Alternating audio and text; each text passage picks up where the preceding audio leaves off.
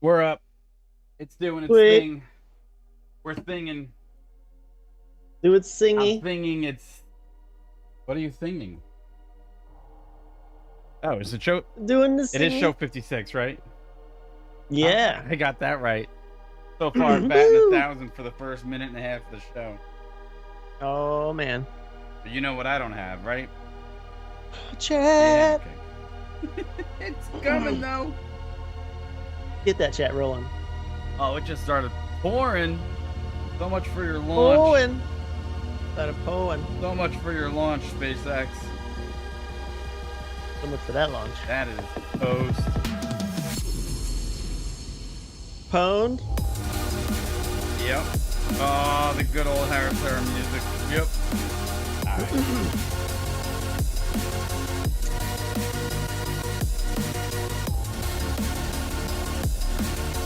There's a lot of instability in the atmosphere right now. That is for sure. Instability.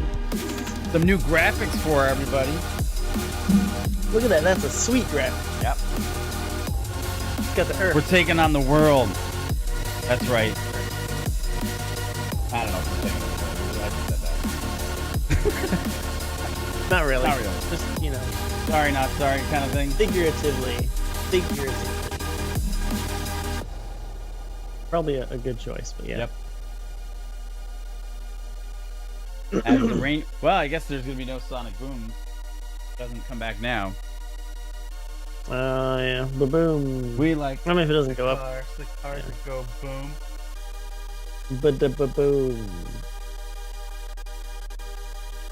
It's Wednesday. Wednesday. Wednesday. You know, one of these days you got to open the show. One of these days. One of these days is right. You got to open the show. Just saying. Just saying. I mean, probably do it when I'm over there. That'd be easier. I guess. OBS continues to just throw numbers out of a hat as how much it decides to use, even though I to data cap this thing at the proper rate. That always just goes up and down. Oh, yeah. If necessary. Got that variable bit rate going on. Always. I'm ready. You ready? I am so. Let's do this. Do it. Hey everybody, welcome. Not Your Average Show. Mike here, Corey on the other line. I got my pigtail hanging out. I look like whatever. What's going on with you, man? It's always hanging out over here. Doing good, man. Doing good. Just trying to stay dry, which is no surprise if you tuned in yesterday. Yep. Welcome back to the channel. We are not on site today due to rain. And you know, they were supposed to, as we're kind of getting this thing going, you know, yesterday was a launch and we got rained out. But we got rained out. Apparently, a airplane or some vehicle did fly into the TFR, and that's why they canceled it. Elon Musk always tweeted it out a bit earlier. He was very unhappy about it, but you know, so that is to be expected. It got moved to today. The launch was going to be in mere minutes, and I just saw it got moved to 3:30. So not yet. Hold on a second. Wait, you just didn't open it. I did. Look at that. You just went. Welcome back. You went straight to open. I was like, hey, it's the. Did I even say the date? June 30th, 2021? No. I don't know. I can't remember. Wednesday. Nope. June 30th, Nope. 2021. Hey, great update. Wednesday. Yeah, as Corey just said, you know what? The weather until about 12:45, it actually was still raining here, and it's raining again now. There was never a real clear window for us to get our equipment up because, like I said, it takes almost about 2 hours in some cases to really perfect everything, and we can't really work well in the rain because there's no coverage and carrying the stuff back and forth to the cars. So we didn't make it, and now SpaceX pushed it back anyhow. So there's that.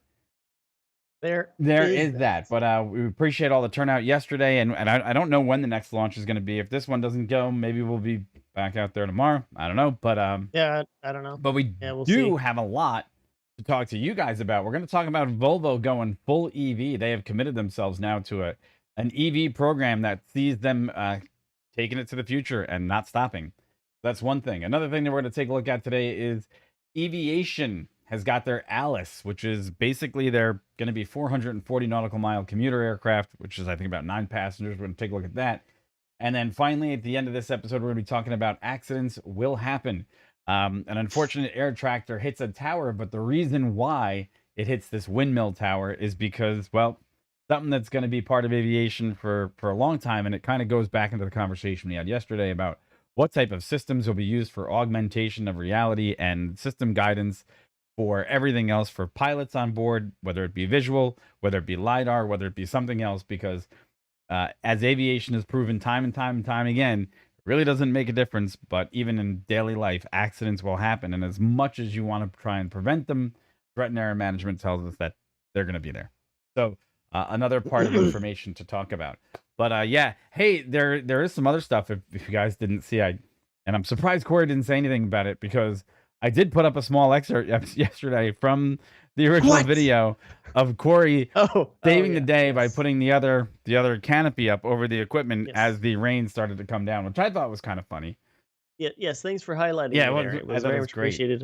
Yeah, I was standing out there getting my shorts just rained on, but that's what we got to do. There's cameras got to stay dry, and we got to keep that image coming to you guys as best as we can. Yep, that's true. So there you go. So I guess at this point now we've got like what 36 minutes before the SpaceX rocket goes, which we are going to go into their footage if we can. I can tell you that right now another rain shower just came through as we went live on the air here, so I am happy with the decision that we didn't get out there, but still saddened at the fact that it's difficult with the weather conditions being as they may, that our equipment is a little bit more delicate than a rocket. Right? Yeah, it would be nice to be on site. Yeah. As always, we like to cover these things for you guys. We like to see the rockets in person too. But if we just can't keep the equipment dry, or like Mike mentioned, we can't even set up when it's dry. That's kind of a non-starter. We can't do that. Well, let's put it this way: the cameras would most likely survive, right? The camera. So, but here's the bigger issue. Yeah, like laptops. Right. The laptops really can't take it. The moisture. So the laptops really can't take it. Unfortunately, one of the things that we have to do in order to get the cameras to work and to feed into the computers, though, is they have to have all their doors and all their little accessory areas open, which means they lose a lot of their resilience to weather resistance. And the GH5 is pretty well known for being a really resistant camera, and the ZV-1 is fairly resistant. Then the difference being there is that we can't insure it at that point because temperature changes, humidity, everything gets into these camera bodies at that point because we have flaps and ports open. So it is what it is. It's not worth it to go ahead and blow $3,000, $4,000, well, almost $7,000 worth of equipment is what it really takes to put this show on. So not gonna do it. All right. Yeah, that's not gonna do it. All right. So with that said, which I've noticed I said too much lately, so I'm gonna try to say that less. With that said, don't do it. Trying to cut. I don't say I know, but I'm trying to cut down on it. Like my thing. All right. Trying to quit. Trying to cut. Trying to cut back. It's been hard, man. All right. So Corey's. I gotta get your fix. Yeah.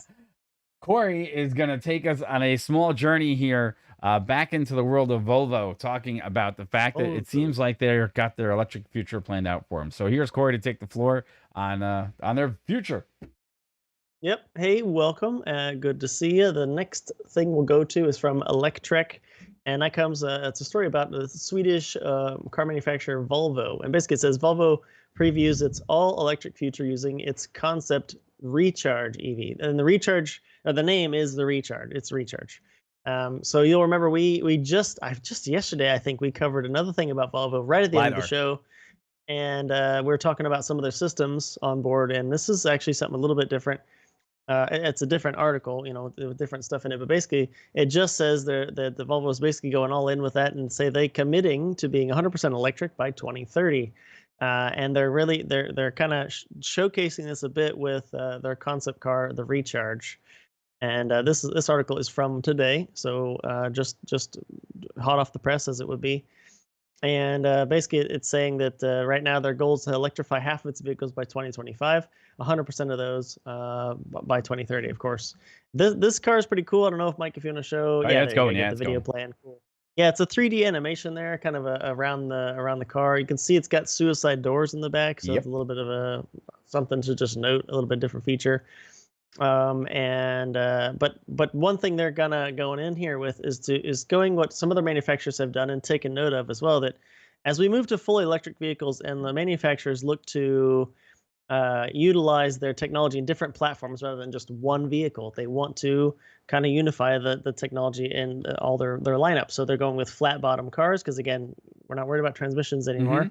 Flat bottom for aerodynamic features, flat bottom because that's where they're going to put the batteries for very different reasons. One of them being CG and a good place to store them.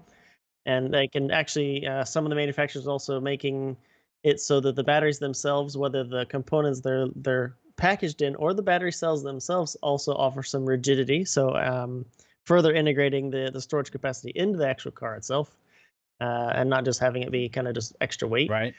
But anyway, yeah. So I mean, going with that, they say that this is the concept car to try to help showcase some of the new technologies. One of which is being that lidar we talked about yesterday. Oh yeah. That's going to come to different cars, and they even mentioned that eventually the XC90 debuting sometime later this year is going to come with that lidar, but it'll come with lidar standard. So Ooh. they're going right along with this to say that's they're going to do it. So it's pretty cool. The design, I like the design as far as its angles. Right. Looks like Iron I don't Man. know. It's I was gonna say something else too because they even go down here and mention that their new design for their headlights, they're calling it the Thor's hammer headlight design. And it took me a second to be like, what are you talking about? And you look at the front, right from the front. Okay, yeah, kind of does look like a hammer. Does. So overall, I kind of like the aesthetic. It is a concept car, and I know Mike and I have talked about this before. Concept cars. Sometimes you're like, man, that's really nice, very innovative. I really want to see this on the production cars, and never see it ever again. Right. Because, well, various reasons. Some of it's just pure PR. They're just putting out a concept car for the good PR. But we can hope Volvo will bring some of this to market, and yeah, it's cool. I mean, my last part here I'll say before I kick it over to you is on the aesthetic side at least. When I look at the rear of this car, I don't know what it is. Sometimes I just don't like. I think a lot of designers sometimes it's personal preference. They get the front of the car nice, they get the back of the car looking nice, and something about the rear. Sometimes I just they just forget or they just don't care. Right. That I know they do, but sometimes it just seems like the design department was like off on that day when they did the back of the car. Because it just is like flat. It doesn't even. Nah, man. For me, it goes up the windshield. It's flat top, looks good, and then you get to the end and just like falls off. No, it's Iron Man. I mean, they basically went for the Iron Man expression here. Is what it looks like to me. Is that's even though they're going with the Thor's hammer headlights, right? The expression to me, the angles, outside of the color. If you were to put this under, that red gold colorization, this would be an Iron Man car right from the start because actually both ways coming and going, it looks like Iron Man's looking at you in some way, which I'm not really upset about that. And look, to start off, yes, it has the LiDAR hump, which is something we talked about. Yes, Volvo is really pushing forward now with their pure electric future. I think they're owned by a Chinese company at this point, though, because that's one of the things that should be noted here. I think it could be Geely, but I just want to make sure that that's confirmable. And then the other part of it is, well, the car is absolutely gorgeous, and Volvo does have one major advantage in their ability to do something like none others have. They generally come closer to their concept cars out of any other manufacturer that I've seen recently, and that was something that they had the waterfall dash, which is something that they really enjoyed in their previous generation cars. They got that in there. This Scandinavian living room is basically their feature of the interior, which looks like something that Volvo could easily pull off. And the only thing that I could really knock them on is the name. Ooh, play that video while you're chatting. Play that video. I played it already a couple times. The one with the headlights. Yeah, I'm telling you, this is all Iron Man. This is pretty much Iron Man. Yeah. Straight up, right? Not that video you got on screen right there. The one with the zoom in on the headlights. It's pretty gorgeous because they basically do the Thor's hammer spread, and then all of a sudden you have basically this blinking feature from the actual LEDs that come out from the back. Well, yeah, they actually the light, the running light bar moves. It moves out of the way, and then the high beams come through the back. It's Iron Man. I look at that going, okay, another thing that could break because obviously it's got to move, but it's still cool. Right. And look, so here's the thing. Like I said, Volvo has the opportunity to actually make it in the marketplace because they're known, and I think I was right. Yeah, Volvo is owned by Geely, right? So Okay. Geely Motors is controlled by Zhang Geely Auto Group through subsidiaries since its purchase from Ford for 1.4 billion. Okay, so that's basically, this is a Chinese manufacturer that's making their stake in the electric car market, and this is the brand to do it with, though, right? Volvo has so many safety firsts that are really, softer dashboards, 3-port harnesses, different things that Mhm. they've been credited for in their safety department. Let's see if they can crack that nut, right? Let's see if they can really make this thing work in the marketplace and make sure that there's an opportunity for them to hit the target. Now, Yep. here's the negatives. The negatives are, well, those tend to be a little bit pricier in some markets. They do. Yeah. You're also right about the design. It could alienate customers because it is a little bit too forward in some of its thinking and its logic, where yes, the front of the car looks pretty gorgeous. The back end really doesn't have the same appeal. And overall, it it's kind of a mix between art and science on I would say the Cadillac-esque, kind of lyric almost way, but it may be a little bit too plain Jane for others, right? But the suicide doors look pretty cool. Um, Yeah. so Yeah. I think they're really they help, the suicide doors are helping them really accentuate the appearance of added space because of the flat mhm, bottom. The fact that they could just put those seats in on that flat bottom car right. with no humps anywhere, really, those doors really help them out with that. But yeah, it looks cool. Looks Yeah. cool. So, it's they're going off some very now traditional EV car things, which is flat bottom, like you said, gives them a lot of, Mhm. flexibility. However, if people do remember way, way, way back when, and I'm going to talk, this is probably almost 15, 20 years ago, the car company that really previewed and had the idea of having a flat bottom battery tray vehicle was actually, I believe, GM. And the demo version of it sat in the World of Motion in Walt Disney World, which was prior to it becoming Test Track. There was this flat EV bottom vehicle that was basically Mhm. the design of the future, because GM had said a long time ago that they were going to go with that type of opportunity with the flat floor, flat bottom. So it's not unheard of that this is going to be the design that everyone followed. It's just who was able to really implement it. So good Yep. for them. Let's see Yep. if Yep. Volvo can do it. I mean, it'd be interesting to see if the lidar makes it. It'll be and how well it actually works. But as far as the design concept goes, I'd buy it. Right now, it looks pretty hot to me. Yeah, it looks cool. I mean, yeah, as we said, it'd just be interesting to see if they can bring it all to market at a price that is Yeah, reasonable. that's a big question. So we'll see. So we'll Yep. see. Hey, and with that said, tell the folks at home what they can do to help us out. Thanks so much for hanging Yeah. out. If you would like us to bring more, please like, share, subscribe. Very much appreciated. It would help us out to grow the channel. If you guys are new or are returning, we like to do different things. All the thing, from cars, technology, aviation, and space. And then occasionally, we like to get out and do some on-site stuff, whether it be launches or go to racetracks and do stuff like that. So we're all over the place, but we like to bring you guys along, so that all helps. So thank Thank you you. so much, everybody. And yeah, we would be out there covering a rocket launch right now if the weather had improved, but unfortunately, it's still hit or miss here. But hey, that's the way it goes. All right, so continuing in our episodes that we've talked about aviation, and we like to include that in some of our discussions. Something came out of a little bit more research into some other events, and we're looking tomorrow. We're going to be talking specifically about things that are in the realm of what's going to be happening with the growth of the air taxi market and what players are involved putting pieces together. And someone also made a comment about EHang, so we're going to be doing some follow-up work Yes. with that tomorrow. A little bit more of a packaged conversation like we kind of do every third day or so.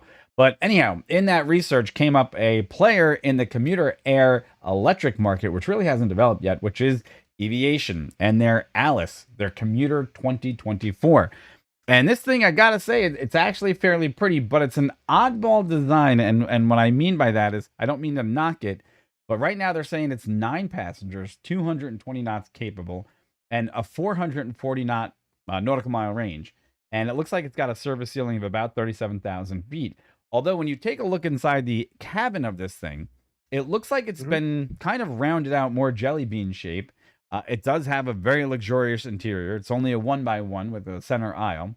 And they do Yep. have many, many features that you would find, say, in your EVs of today, in your electric vehicles, that you would have in your average everyday driver. The thing is that this has got a very specific design. And when I cut back to it here in a minute, there's some very specific things with this aircraft that I find to be kind of unique. Number one, it's employing what we call a pusher design, which means it's got a tail prop, okay, which is basically pushing the aircraft through the air. But not only that, at the wingtips, they have mounted Hmm. their pods for energy delivery. And they've done this also via pusher system. They've also made this in some way, shape, or form very similar to the early days of aviation of tail draggers, which were notoriously a little different for people to steer and do require still by FAA standards their own endorsement. The aircraft looks gorgeous, and it's looking to hit this marketplace in a very specific spot. As we take a look at a couple more of the specifications here before I kick it over to Corey. Basically, what Hmm. they're saying right now is that the performance is 220 knots. Takeoff field length is about 2,600 feet. This is not a vertical takeoff and landing capable aircraft. Service ceiling, excuse me, as I correct myself, was 32,000 feet. Max occupants is going to be 2 passengers, 2 crew, and excuse me, 9 passengers, 2 crew. Max payload 2,500 pounds. Maximum takeoff weight is 14,700, and it's got an EPU, which is a MagX EPU, which I'm assuming is going to be something on the level of electric. It's a fairly short aircraft, 56 feet, wingspan of 59 Hmm. feet, height of about 12 feet, and then it's got its battery chemistry is going to be lithium ions, and the battery weight though is 8,200 pounds, which gets us back into the discussion about when you're talking about these particular aircraft, right? They don't get to shed that weight as they get higher in altitude and burn off more as they're flying. So that's always going to be something that Yep, I'm going to be a little bit exactly. critical of when we talk about these aircraft. And from there, I'm just going to say, Corey, what do you think their real chances are? Because look, it's a shot. It's this one's got some pedigree in there that says they could make it. The question is it going to hit the right market and the right target? Yeah, actually, you hit on some of the things I was going to talk about as well. Was just to bring back up again the fact that one of our concerns we spoke about earlier was these longer haul Hmm. EVs that are more like airplanes but just electrically powered. That was one of our major concerns. It's something that you may not think about when you just get on a plane. Okay, if you go to the airport now and you get on a flight that goes a few hundred miles, you get on a small 737, let's Hmm. say. One of the things you may not just think about is when the plane takes off, it has all that fuel on board, and when as it flies, it actually loses weight, and that helps the Right. performance. Because and just to kind of maybe hit that home a little bit differently from a pilot's perspective that you may not know as well, there's actually landing weight limits. So some airplanes and many airplanes actually, you can take off at a certain weight, max takeoff weight or something, but then actually you wouldn't be able to turn around and land if you had Great to point. without dumping fuel, because it's literally not rated to land with that much mass on Correct. board, that Yeah, max much takeoff and max that landing weight. much mass on Right. board. So as we talk about a little bit, hinted a little bit about performance, and obviously weight in there, and Mike hit it right on the head, and that's what I was going to briefly bring up again. Was, yeah, with batteries on board, they use up their battery capacity, but they don't get any lighter. Um, I mean, because it's the battery, it's physically Hmm. there, just like any other battery in your phone or anything. It's the Right. same. It's just it lost its charge. So that's something that I find a little interesting. I wonder about functional range. And what when we look at these statistics down at the bottom as far as where it should be able to go, how far it should be able to go, and it says, okay, cruising 220, cool, but it says range 440 nautical miles with the 45 IR5 reserve. The IR5 reserve, that's a regulation thing, so no real surprise Right. there. So we're really just kind of looking at the 440 nautical mile range, and I'm really just wondering, uh, real world range, right? Because that all depends on efficiency of not only just the aerodynamics, but the electric motors Hmm. themselves, capacitor, how they can move the electricity around in the vehicle Right. itself, how efficient all that is. I mean, there's many things that go into that, and so I'm just wondering how far they really think it can go. Well, you brought up actually something. I You mean, you actually brought up a great point. Yeah, and here's the bigger issue, right? Sometimes in the airlines, you need not only one alternate, but you need two alternates because your first alternate is blocked. 45 minutes would not be able to supply you with two alternates in some cases. All right. And now the other thing is you don't have to worry about engine outs in the same context, but in this particular case, because you have outboard engines, right? And they're counterbalanced for what they say for what they're doing here. They call it the what do they say here on their own website? Let me just bring this up because they said that this is the whoop, the tip motors are counterbalance. counter vortex Counter vortex rotation reduces induced drag. Yeah, reduce and drag. on the Okay, tips. so Yeah, basically yeah, they're yeah, yeah. counterbalanced, right? So the difference is though, but you only have one tail pusher prop. So depending on which one Yep. fails, I wonder how much yaw you're going to have to put back in this thing to correct it. And James had a question: is how does a tail dragger handle differently more from modern jets? Well, basically, when you see a tail dragger take off, which is like a P-51 Mustang, the tail actually gets airborne before the main landing gear break the surface, and during takeoff. Less weight back Yeah. there. Yeah. So depending on how they actually have this thing taking off, it can't pitch the nose up many degrees before the rear wheel is going to, literally strike the ground again.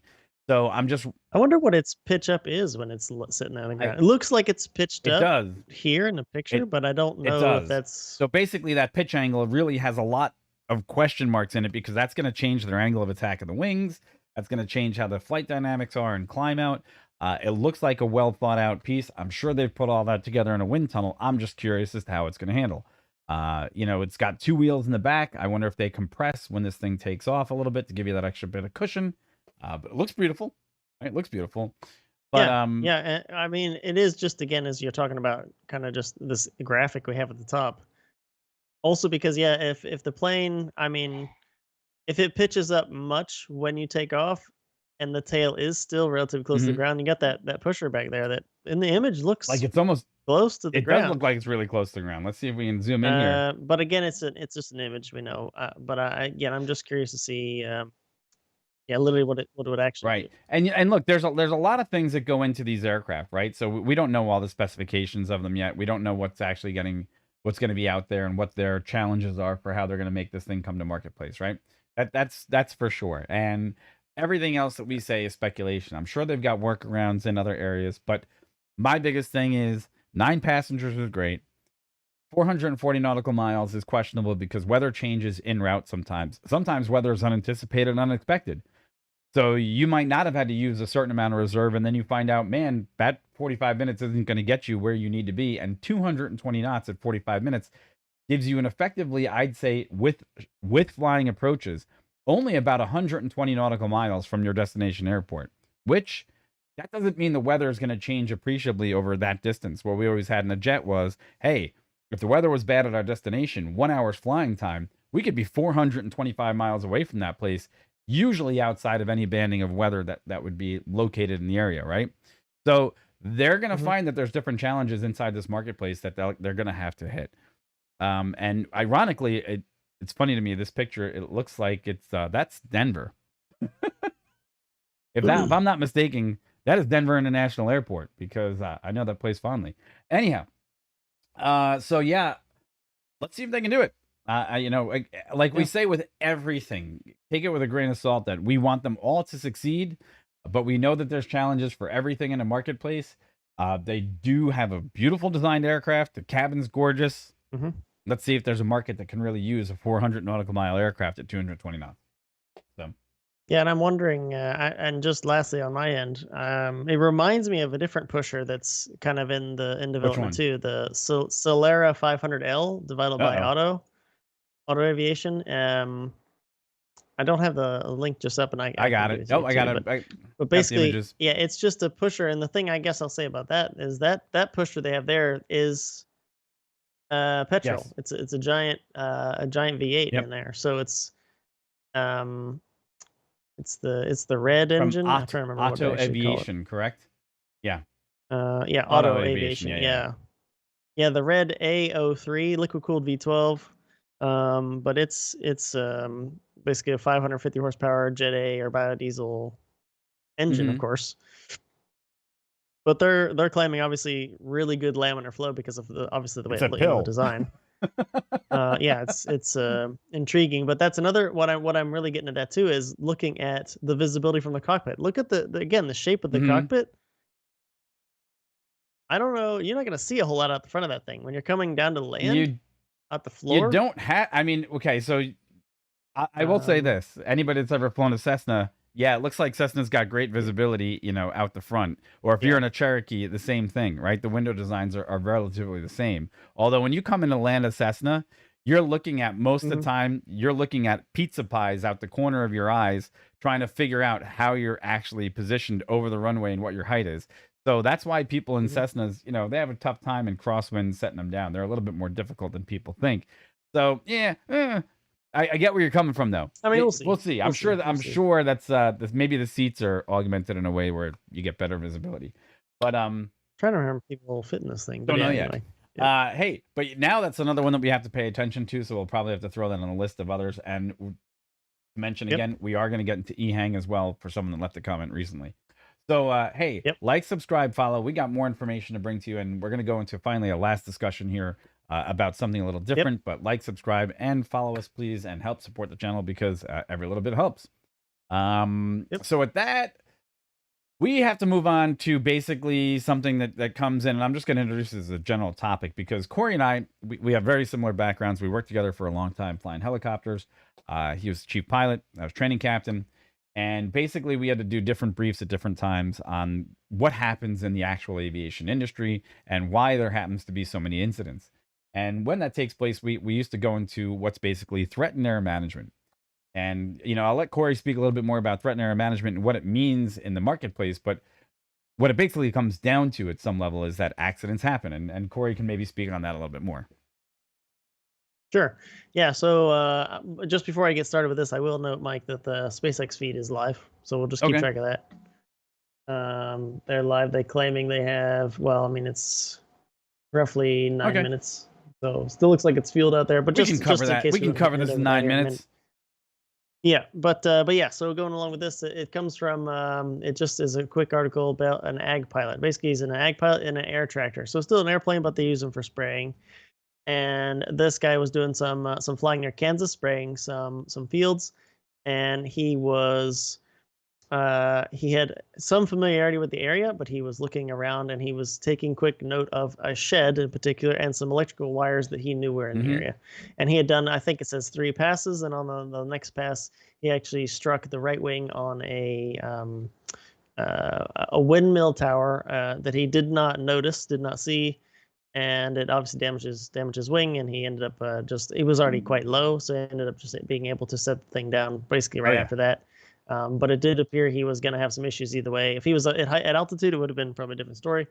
If he'd hit something else other than something like that. But anyway, just a real quick thing about what Mike was talking about with the threat and error management. And threat and error management is kind of a philosophy. It's kind of a way of looking at things to realize that whether you're driving your car down the street or you are flying an airplane or a helicopter, there are threats that are present. And the idea is, if we can identify those prior to them occurring, then we can try to minimize them occurring in flight. And by doing that, we're trying to mitigate that.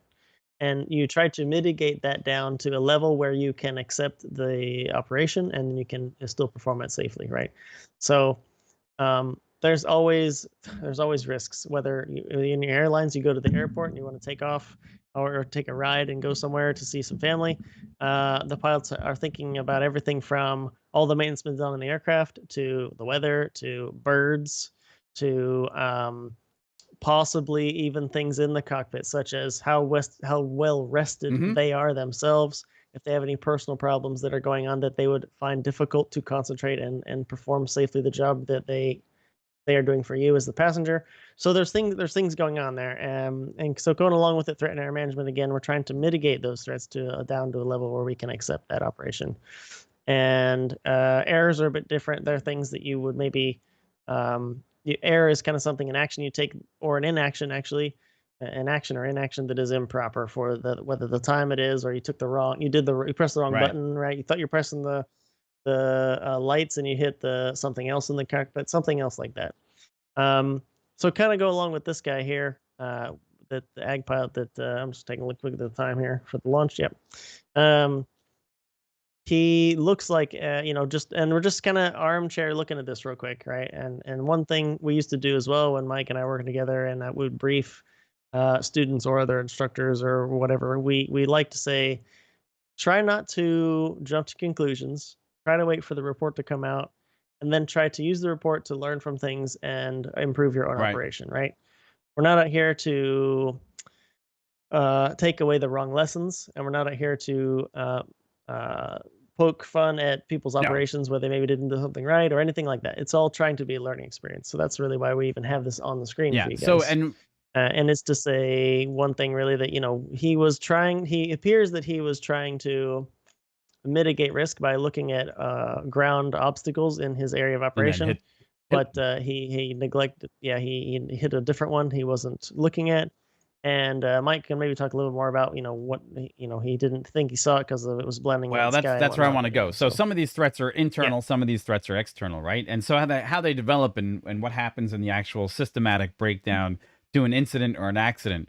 Oh, unfortunately, it's a long series of events, right? And one of the contributing factors that they actually said inside this actual report, where you can read it, it's actually there's in the actual article. There's the NTSB identification report right down here, and basically he said that it blended into the gray sky, which means to me, when I hear that, right, and those were his words, that we're going to be crossing some very strange environments here with lots of these air taxis using different augmentation systems for their either LiDAR or cameras or some other systems that are based on helping them via some GPS, assistance to get from point A to point B.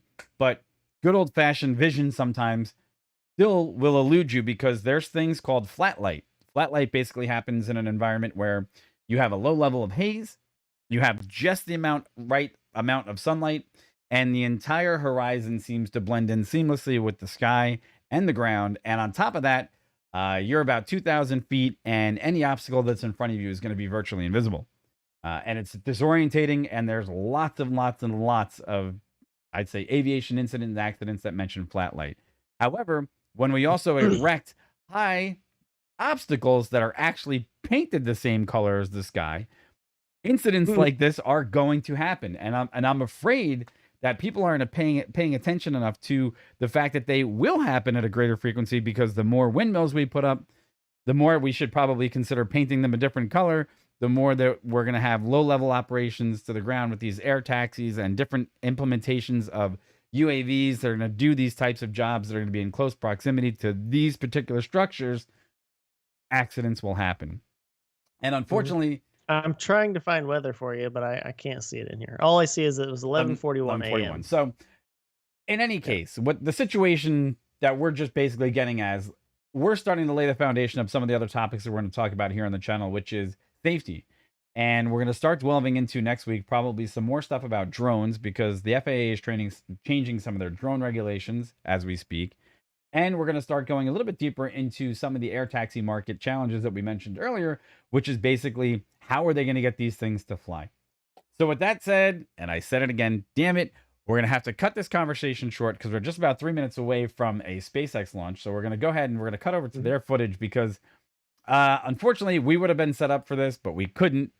And we basically have to watch their live footage feed because the weather has been changing here.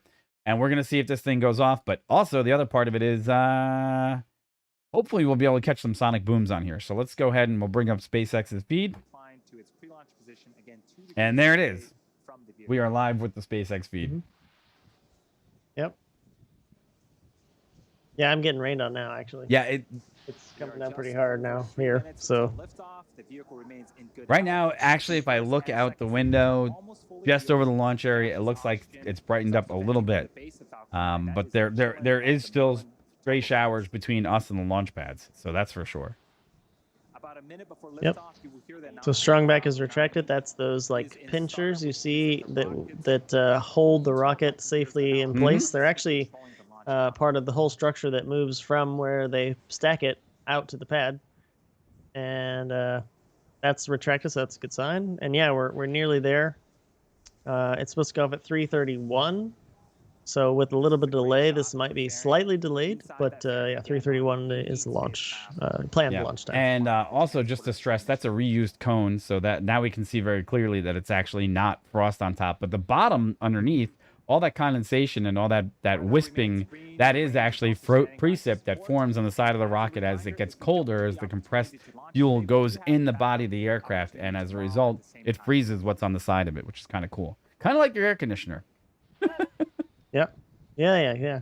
So if you didn't catch our stream yesterday, this is a SpaceX Transporter 2 mission. It's carrying 88 satellites on board, 3 of which are Starlink satellites, and the remaining ones are CubeSat or small nanosats or microsatellites for various various customers. So it's a rideshare, so a whole bunch of different companies on board. It will be taking off from Launch Complex 40 over there on the Space Coast, and falling a bit south. So it's a bit of a different direction than our one we usually covered over there. That is normal and expected for us at this stage of the countdown. When the dense, just under a minute now. Dense, cold, I'm wondering if I'm going to hear it. I'll hear the rumble through the windows, obviously, but I'm wondering if I'm going to hear the sonic boom on screen. How dense it is today with the air. Yes. So actually, what Mike said about sonic boom, if you followed some of our other launches too, you'll remember that the first stage, that first stage booster, takes the past Starlink launches, it would take off, but it would land on a drone ship out in the ocean, out in the Atlantic.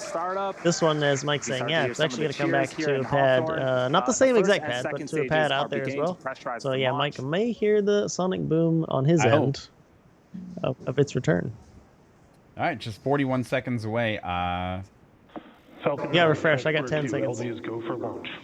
They are go for launch. The launch director giving the final go for launch. We are T-minus 30 seconds from liftoff. Let's tune into terminal count and watch as the Transporter 2 mission begins. Got ignition. So that means I should roughly hear some sort of rumble in the atmosphere in the next minute and a half. Yeah, it's the part of the pad. T-minus 15 seconds. Ah, it sucks when you don't get to see him. 10, 9, 8, 7, 6, 5, 4, 3, 2, 1, 0. Ignition and liftoff.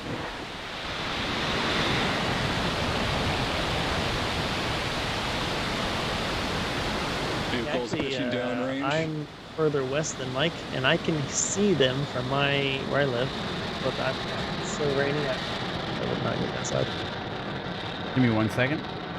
I'm just gonna Yep. poke my head towards the window.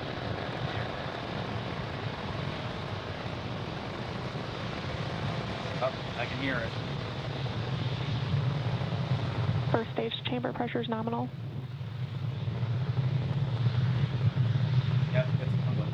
We are T plus 42 seconds into flight. Falcon 9 has cleared its tower, and we're currently throttling down in preparation for max Q.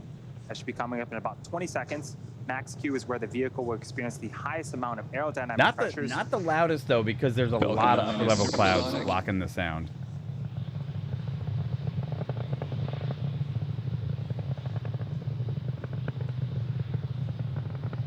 Max Q. Oh, it's, you know what it is? It's also not traveling north, it's traveling south, so the sound is traveling away where it usually goes up the now coast. headed south along the Florida coast. All is looking good with the That's first a good one. stage trajectory. We have 5 events coming up Super in cool. quick succession in about a minute. The first is main engine cutoff. While also we're known watching as this, I also NICO, forgot to mention there was followed a by stage successful separation where the two stages Virgin separate from one another. orbital flight The this first morning. stage will then perform a flip to head back towards Florida. And It's now shaking the house. The MVAC engine on the second stage will form second engine start 1 and ignite that MVAC engine. Then the first stage will also begin its bummer. first of 3 burns. The boost Well, back there's burn. not much to see. You can barely see. It's overcast, so we would have seen it all for about a minute. And this is a view from the top of Falcon 9 looking down towards the 9 Merlin engines at the bottom of the first stage. Stand by.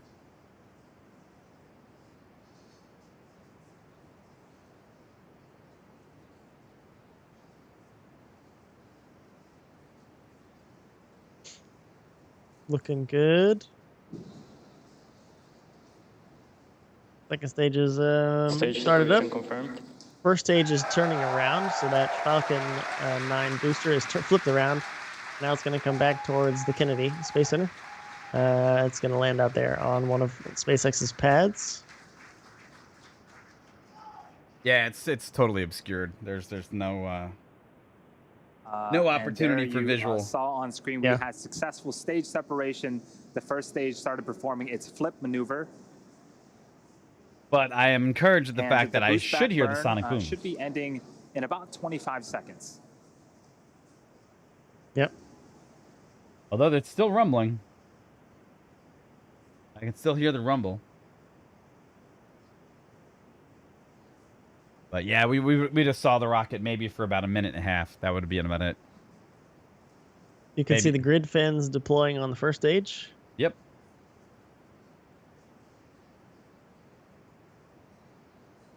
Stage 1 boost back shutdown. And there was confirmation of a successful boost back burn. Again, that is the first of 3 burns for the first stage. Coming up next is fairing deploy in a few seconds here. All right. From the top of the second stage. Hello. Hello. Burn separation confirmed.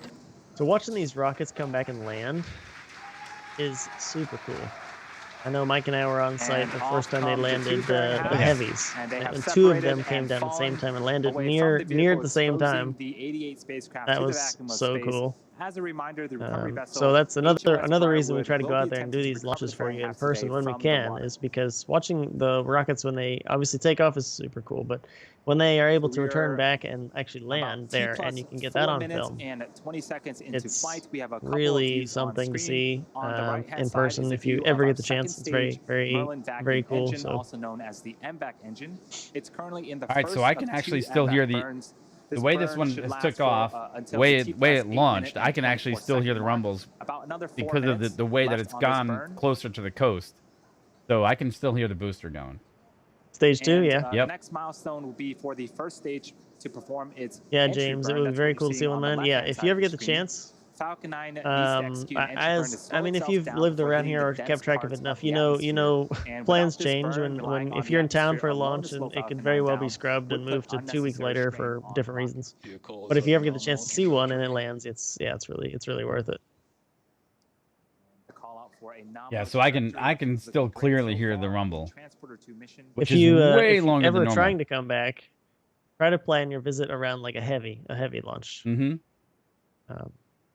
And if you're in town, if any of you guys are in town for launches, just give us us a up. message on the community, and we'll try to You also notice some point you in the right honeycomb-like direction, some place to structures set have up, deployed, and yeah, on it's the first stage on the happy to. left-hand side. All right, so this thing's coming back in. Let's 4 take a look. hypersonic grid fins positioned at the base of the inner stage. They help to orient the rocket during reentry by moving the center of pressure. There's also some plumes of gas coming out. This is cold nitrogen gas, which helps with attitude control. Both are I want to see how essential well this to thing make sure that lands. we have a nice targeted landing back on landing zone 1 later What's on in the today's hold mission. up? I can do that myself. Wonder what the wind is out there on TTS. Don't know. Right now, I mean, it's overcast right now, so very overcast. You can also 090 at 8. It's Okay, that makes. There's not a lot blowing around out there, that's for sure. Yeah, pretty good weather. So we'll start to reduce 8 the knots of speed, wind and from the east, shortly so after the entry burn not ends, much. We'll hit the denser parts of the atmosphere Not and also much. begin to further reduce our velocity as the first stage continues to make I'm its way waiting for back. the sonic booms. We got about another probably 4 minutes to the sonic boom. Just slow it down from 3,000 kilometers per hour. Stage 2 FTS is saved. Stage 1 entry burn start up. I might open the window.